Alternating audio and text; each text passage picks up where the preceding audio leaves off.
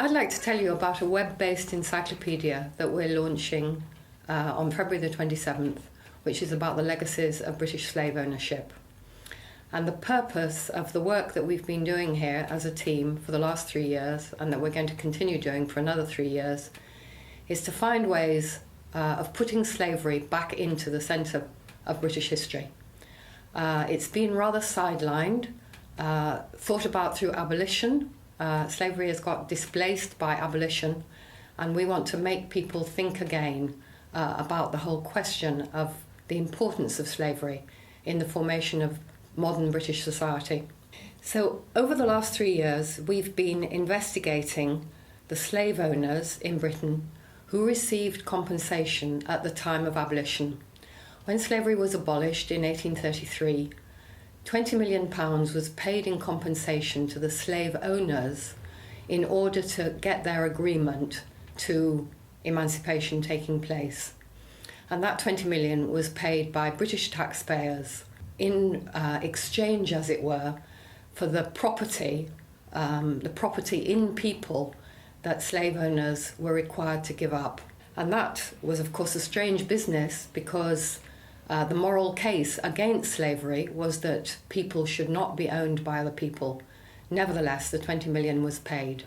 And the records of the compensation process itself are extraordinarily detailed in the National Archives, and it's that allowed us to build a database and to start the work on the legacies, which we've been doing. A very large proportion of that money stayed in Britain, and we've been investigating the people in Britain who got that money, who they were, the men and women, what they did with it, the investments they made, the properties they bought, the properties they built, the artworks they consumed, the philanthropic organisations they were involved with, what they wrote, what memories they constructed of the times of slavery, what money they put into overseas investment in other parts of the empire, how significant they were in the development, for example, of the railways.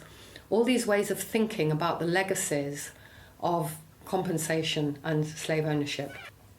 We've been able to find out about a whole range of people, relatively insignificant people like Jane Bayne, a Scottish slave owner who owned 10 enslaved men and women in Jamaica and received compensation for them, or a very significant figure like George Hibbert, who was one of the leading sugar merchants, West India merchants in the city, and who received large amounts of compensation and was able to improve his country residence, to buy books, to buy paintings, all through his profits from slavery and from the money he received in compensation. We're telling about their activities in the encyclopaedia which we've created. And this is a web-based, publicly accessible resource which will enable people to investigate their local histories, their family histories, their regional histories. There's a wealth of information in this resource. We've finished one phase of our project, but we're now going on to a second phase, which will deal with the period before abolition, between 1763 and 1833, which was, as it were, the heyday of slavery as an institution. And so by 2016, we will have built the encyclopaedia much more extensively, and there will be even more there in terms of resources for researchers of every kind.